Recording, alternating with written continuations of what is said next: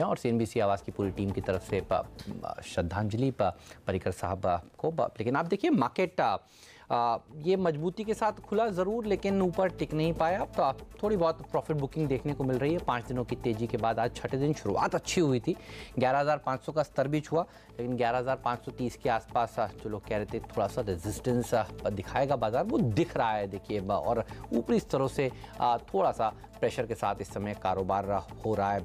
लेकिन bank Nifty देखिए अभी भी 100 पॉइंट की मजबूती के साथ कारोबार कर रहा है। मिड कैप स्टॉक्स पिछले कुछ दिनों से भी थोड़ा नर्म प्रदर्शन दिखा रहे थे या इतना पार्टिसिपेशन नहीं दिखा रहे थे इस रैली में। और आज भी देखिए मिड कैप इंडेक्स में 1/4% की नरमी देखने को मिल रही है।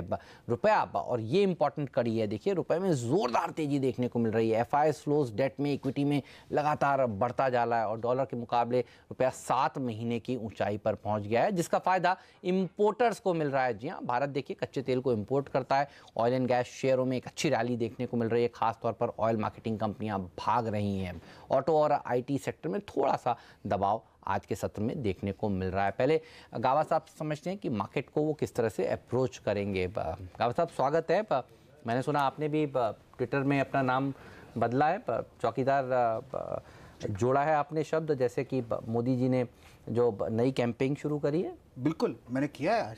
वेरी नाइस सर, तो बताइए सर। अभी से किया है, कॉन्फिडेंस से किया है। ऑलराइट, क्या मार्केट में क्या नजर आ रहा है आपको? मार्केट में 19 दिन से एक अप मूव मिला है। स्विंग लो से स्विंग हाई का 19 दिन हुआ है आज। इतना तेज़ी के बाद यहाँ पर जो टेक्निकल टारगेट था 11,513 के 12, वो आज अचीव हो चुका। तो यहाँ पर ऐसी जगह पर है, वीकनेस नहीं है, लेकिन प्रॉफिट बुकिंग कह सकते हैं, अपॉर्चुनिस्टिक प्रॉफिट बुक कर सकते। करेक्शन की ज़रूरत है, स्टॉलिंग की ज़रूरत है, जो हेल्दी रहेगा। करेक्शन 2 तरह के होते हैं, एक तो होता है प्राइस वाइज, दूसरा है टाइम वाइज।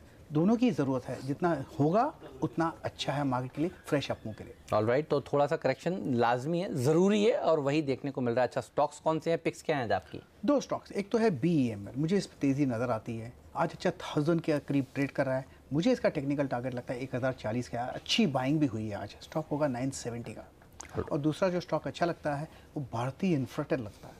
यहाँ इसका टेक्निकल टारगेट 325 का है, स्टॉप होगा 311 का। बिल्कुल, तो भारतीय इंफ्राटेल पर रखिए नज़र, BEML पर रखिए नज़र। आज बी अक्षर के ऊपर फोकस है आप? जी चलिए, तो गावा साहब का फोकस है इस 2 स्टॉक्स पर, और आप भी यहाँ पर तेज़ी की पोजीशन बना सकते हैं। मनीषा जी बिल्कुल तैयार हैं, हमें बताएंगी ये रुपए का जो मजबूती देखने को मिल रही है, इससे दरअसल मार्केट पर किस तरह का असर पड़ेगा और वो कैसे देख रही हैं। लेकिन उससे पहले एक बार वरुण के पास चलते हैं और वरुण से समझते हैं कि तेज़ी और मंदी कौन से स्टॉक्स में सबसे ज़्यादा देखने को मिल रही है। वरुण बताइए, मिड कैप्स में कहाँ एक्शन है? देखिए, मिड कैप इंडेक्स लाल निशान में कारोबार कर रहा है। हालांकि इंटरेस्टिंग ये है कि इस साल का यानी कि 2019 कैलेंडर ईयर का सबसे highest level mid cap index ने आज छुआ और उन लेवल से करीब 150 पॉइंट के आसपास की गिरावट आ गई है। तो ऊपरी स्तर से काफ़ी हल्का होता हुआ मिड कैप इंडेक्स, जिन स्टॉक्स की धुलाई हो रही है सबसे पहले उन पर नजर डालें तो स्टरलाइट टेक्नोलॉजीज 3 दिन में करीब 20% के आसपास की गिरावट इस काउंटर में आ गई है। आज भी देखिए करीब 4.5% के आसपास की गिरावट है। इसके अलावा बाटा आज प्रेशर में है, 2.5% की गिरावट यहाँ है। अदानी पावर और GNFC जैसे काउंटर्स में भी प्रेशर देखा जा रहा है। एक सेक्टर जिस पे प्रेशर है वो है ऑटो सेक्टर। अशोक लेलैंड और एस्कॉर्ट्स जैसे काउंटर को देख लीजिए, करीब 2-2.25% के आसपास की गिरावट यहां देखने मिल रही है। खबरों के चलते जो स्टॉक्स एक्शन में है, सबसे पहले तो माइंडट्री, खबरें हैं कि L&T इसको खरीदेगा। उसके बाद देखिए स्टॉक में अच्छी खासी आप देखिए उछाल देखने मिल रहा है, करीब 1.5 से 2.25%। Lupin non Nifty large cap है, लेकिन इस काउंटर में देखिए जो US FDA इनकी न्यू जर्सी की जो फैसिलिटी है उसको इंस्पेक्शन कर सकता है। इस खबर के बाद स्टॉक में 4% की गिरावट। बंधन बैंक और ग्रुप फाइनेंस की जो डील है उसके तहत HDFC यहाँ कुछ टेक बेच सकता है 5% के आसपास। उसके बाद करीब 3% के आसपास की गिरावट है। वोडाफोन या इंडिया रेटिंग्स ने इनकी जो रेटिंग है उसे नेगेटिव वॉच पे रखा है, NCD की रेटिंग्स को। स्टॉक में करीब 3% के आसपास की गिरावट। और DHFL ये अवन से फाइनेंशियल सर्विसेज में स्टेक बेचने की तैयारी कर रहे हैं। खबरें हैं कि वॉरबर्ग पिंकस इसमें खरीद सकता है और स्टॉक में देखिए करीब 3-3.5% के आसपास की तेजी है। इसके अलावा जिन स्टॉक्स में तेजी है उसमें एक तो रियल एस्टेट सेक्टर है, यहाँ काफ़ी बेहतरीन तेजी है। प्रेस्टीज, शोभा और इंडिया बुल्स रियल एस्टेट को देख लीजिए, करीब 2-3% के आसपास की तेजी। और खासकर प्रेस्टीज जो है वहाँ करीब 16-17% के आसपास के तगड़े गेंस देखने मिल रहे हैं। इन स्टॉक्स के अलावा जहाँ तेजी है उसमें जस्ट डायल है। 14 तारीख को आपको याद होगा इसने अपना 52 वीक हाई बनाया था। आज भी मोमेंटम इंटैक्ट है, करीब 6-6.5% के आसपास की तेजी है। पीवीआर आज इसने अपना 52 वीक हाई बनाया है। इसके अलावा बीएमएल और मैक्स फाइनेंशियल जैसे काउंटर में जम के खरीदारी हो रही है। ठीक बात है। तो जीएसटी काउंसिल की इंपॉर्टेंट मीटिंग से पहले सबसे अच्छा प्रदर्शन अगर कोई एक सेक्टर दिखा रहा है वो दरअसल रियल एस्टेट पॉकेट है, और होप यही है कि जीएसटी में जो फैसला हुआ था रिबेट दी जाएगी लो कॉस्ट हाउसिंग को, उसकी डिटेल्स सामने निकल कर आ सकती हैं। तो ये हफ्ता देखिए, इसलिए आप देख पा रहे हैं कि रियल एस्टेट स्टॉक्स में एक ज़ोरदार तेज़ी के साथ तो शुरुआत हो गई है। और जो माइंट्री की अभी अभी वरुण ने बात करी, आशीष हमारे साथ जुड़ेंगे विस्तार से और हमें बताएंगे कि ये पूरा मामला है क्या। माइंट्री पर भी बात होगी इस शो में, लेकिन पहले मनीषा से समझते हैं कि रुपए में जो मजबूती देखने को मिल रही है इसके कारण क्या है। मनीषा बताइए। हेमंत, बहुत शुक्रिया। ऑफ कोर्स रुपए में आज छठा ऐसा दिन है जहां पर हमने तेजी आते हुए देखी है, और 5 इंपॉर्टेंट फंडामेंटल्स हैं जिसकी वजह से रुपए में इतनी ज्यादा बढ़त है। एक तो ये कि जो ट्रेड डेफिसिट डेटा आया है इंडिया का, वो जो सबसे ज्यादा जो गैप है वो 17 महीने में सबसे ज्यादा नैरो हुआ है। अगर हम फरवरी की बात करें तो हमने यहाँ पर 9.6 बिलियन देखा है, जो पिछले महीने 14.7 बिलियन था। तो जो ये कॉन्स्टेंट ट्रेड डेफिसिट का गैप है जो नैरो हो रहा है, ये रुपए के लिए काफी ज्यादा सपोर्ट की बात है। दूसरी चीज है कि एशियन मार्केट्स में हमने सभी करेंसीज में यहां पर तेजी आते हुए देखी है। जिस तरह के डविश स्टेटमेंट्स हैं ग्लोबल सेंट्रल बैंक्स की तरफ से, उसका हमने नुकसान यूएस डॉलर में आते हुए देखा, और फायदा एशियन करेंसीज में है। एफआईआईज की जो इन्फ्लोज हमने आते हुए देखे हैं उसका फायदा भी यहां पर रुपए में देखने को मिला है। माना यह जा रहा है कि जो यूएस फेड की मीटिंग है जो कल से शुरू होगी और 2 दिन की है, वहां पर अब हम कोई इंटरेस्ट रेट हाइक तो बात दूर की बात है, शायद हम स्टेबिलिटी और कट्स की भी यहां पर बात कर रहे हैं, तो वो भी यहां पर इमर्जिंग मार्केट्स के लिए काफी फायदे की बात है। पिछले साल रुपया यहां पर सबसे वर्स्ट परफॉर्मिंग करेंसी था एशिया में, और इस साल हमने ऑफकोर्स यहां पर काफी ज्यादा सपोर्ट रुपए में आते हुए देखा है। 7-10% के गेन्स हैं। कच्चे तेल के प्राइसेस यहां पर काफी हद तक कंटेन्ड है। इलेक्शन का साल है, फॉरेक्स रिजर्व्स अच्छे हैं, तो आप जहां भी देखें यहां पर फंडामेंटल्स बेहतर अच्छा, आशीष एक सवाल आपसे पूछना चाहते हैं। अच्छा, वो क्या है, गर्मियों की छुट्टियां आने वाली हैं तो अगर वो डॉलर कन्वर्ट कराना तो ये सही समय है या अभी रुकूं? आई थिंक बहुत सही समय है। 68.5 के आसपास हम कारोबार कर रहे हैं। अगर आप चार्ट्स पे देखें ना आशीष, तो 68.20 68 तक भी हम जा सकते हैं। तो अगर आप छुट्टियों के लिए डॉलर लेना चाहते हैं तो यहां से लेना शुरू करें। आई थिंक 68 तक के भी लेवल्स आपको देखने को मिलेंगे। एक सवाल मेरा आशीष से। आशीष, कहाँ जा रहे हैं आप छुट्टियों पर? ये जो आपने सवाल पूछा है जनरली पूछ रहा था वो मैं। डॉलर खरीद रहे हैं, वो यूरो नहीं खरीद रहे, तो आई थिंक वो एक हाँ, इसका मतलब ये है जनरली सबके भले के लिए सवाल आशीष एक लंबी छुट्टी पर जाने वाले हैं, ये मुझे आज समझ में आ गया। इसका हिंट आशीष ने अभी दे दिया है, बट ब्रेकिंग न्यूज़ है। देखिए, हेमंत, आप भी डॉलर्स खरीद लें क्योंकि आई एम अज्यूमिंग आप भी प्लान कर रहे हैं। ऑल राइट, चलिए इससे पहले ज़्यादा बहुत सारी पोले खोले हम। मनीषा जी, बहुत बहुत शुक्रिया आपका इस चर्चा में शामिल होने के लिए। डे साहब से पूछते हैं कि वो कैसे देख रहे हैं इस मजबूती को। जी हाँ, हमारे साथ यूनाइटेड फाइनेंशियल्स के के साहब जुड़ चुके हैं। डे साहब, कैसे देख रहे हैं आप इस मजबूती को, और आपके लिहाज से कहाँ तक मजबूत हो सकता है रुपया? Hi, good afternoon. Good afternoon sir. I think Manisha ने काफी बता दिया है रुपये के बारे में। पर एक चीज जो मैं बताना चाहता हूँ कि नॉर्मली इलेक्शंस के पहले काफी करेंसी स्ट्रांग होते हैं। अगर आप 2014 का लगाएंगे सेम टाइम पे अराउंड मार्च अप्रैल पे रुपी 62.15 से 59.80 तक आया था। काफी 2-3-4% स्ट्रांग होते थे। अभी वो चाहे इनफ्लो को आप कुछ भी नाम दो, एसपीआई बोलो, एफआईआई बोलो, पोर्टफोलियो बोलो, जो बोलो, मैं नाम बोल रहा नहीं, पर काफी फ्लोज आते हैं इलेक्शन के पहले काफी, और वो बाद में इलेक्शन जैसे स्टार्ट होते हैं, जैसे maybe by first second week of April it returns back to maybe to certain around another 1-2% weaker. So अभी जिस तरह से flow आ रहे हैं, it looks like that it will continue till maybe first week of April, चाहे वो 68.50 या 68, जो भी number. It's something which RBIs have to take care of how where to buy very strictly. And April के बाद, mean second half of April के बाद, it will return back to again to maybe 69.5 or so. But this is a temporary flow. And too strong a rupee is not good for economy at this moment.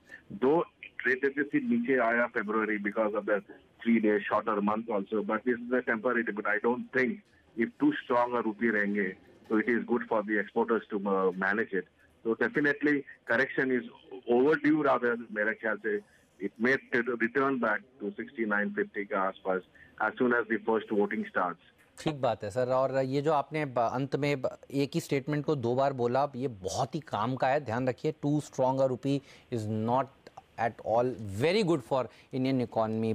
इस पर market की नज़र भी है।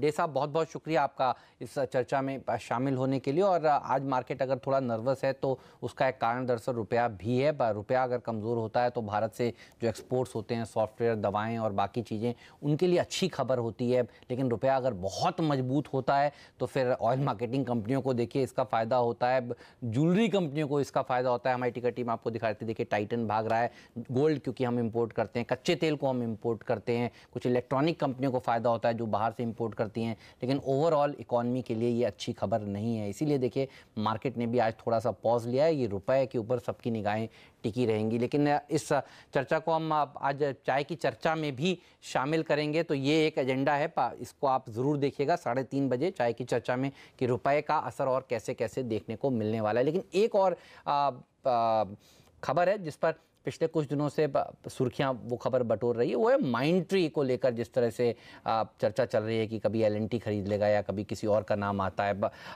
आशीष हमारे साथ जुड़ चुके हैं और आप सब जानते हैं आशीष क्लोजली ट्रैक करते हैं IT कंपनियों को, और माइंडट्री के इस एपिसोड को भी वो क्लोजली ट्रैक कर रहे हैं। आशीष बताइए, हो क्या रहा है? हाँ, इंटरेस्टिंग हो रहा है ये पूरा सीन। माइंडट्री में ध्यान रखिए 3 इन्वॉल्व पार्टीज हैं। पहले तो VG सिद्धार्था, आपने बहुत दिनों से सीधी आवाज पे नाम सुना होगा। VG सिद्धार्था साहब जो है वो सिंगल लार्जेस्ट शेयर होल्डर है। उनका और उनकी company entities coffee day enterprises का कुल मिलाकर 20% हिस्सा है माइंडट्री में।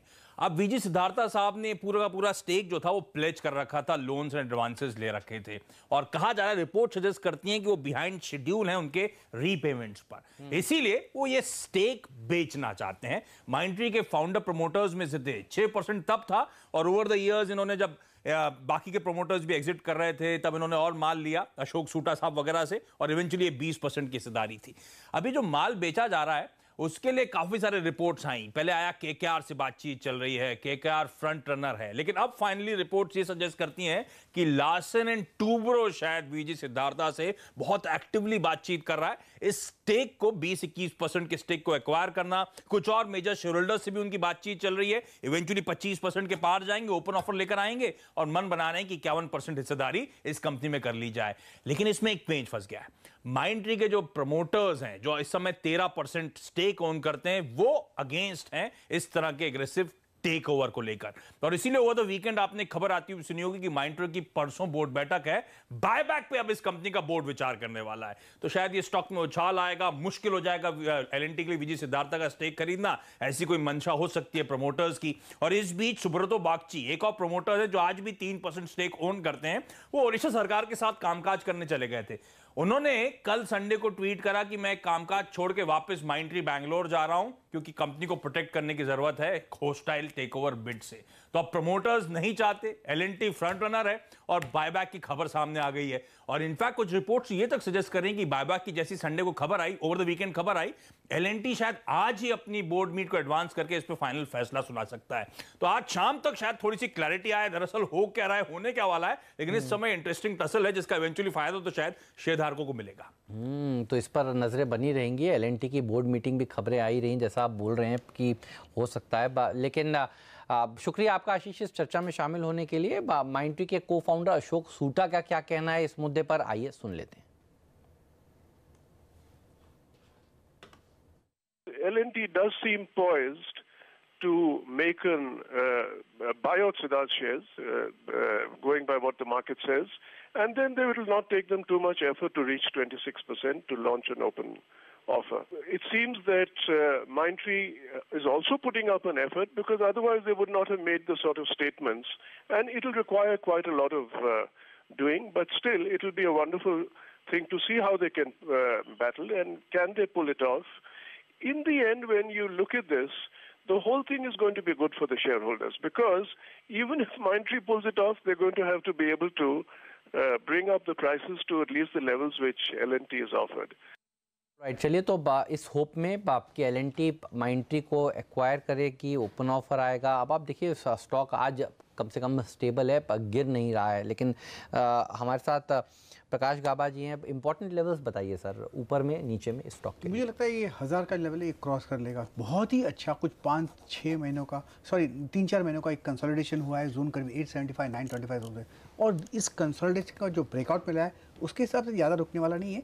1000 के ऊपर तो जरूर चला जाएगा, 1100 भी देखने को मिल सकते हैं, लेकिन उसे वक्त लगेगा। वीकनेस तो स्टॉक में है नहीं और स्ट्रॉन्ग सपोर्ट है लोअर रीजन्स पर। ऑलराइट, नज़र रखिए इस पर और नज़र रखिए कॉफ़ी डे एंटरप्राइजेज पर भी। ध्यान रखिए वीजी सिद्धार्था साहब की कंपनी है पर कॉफ़ी डे एंटरप्राइजेज, और ये स्टॉक भी देखिए दिन के हाईएस्ट लेवल के आसपास इस समय कारोबार कर रहा है। 3.5% की मजबूती यहाँ पर देखने को मिल रही है। तो ये कुछ स्टॉक्स हैं जो इस डील के चलते प्रभावित रहने वाले हैं। ब्रेक लेंगे, छोटा सा ब्रेक है और ब्रेक के बाद कुछ और बजिंग स्टॉक्स पर बात करेंगे।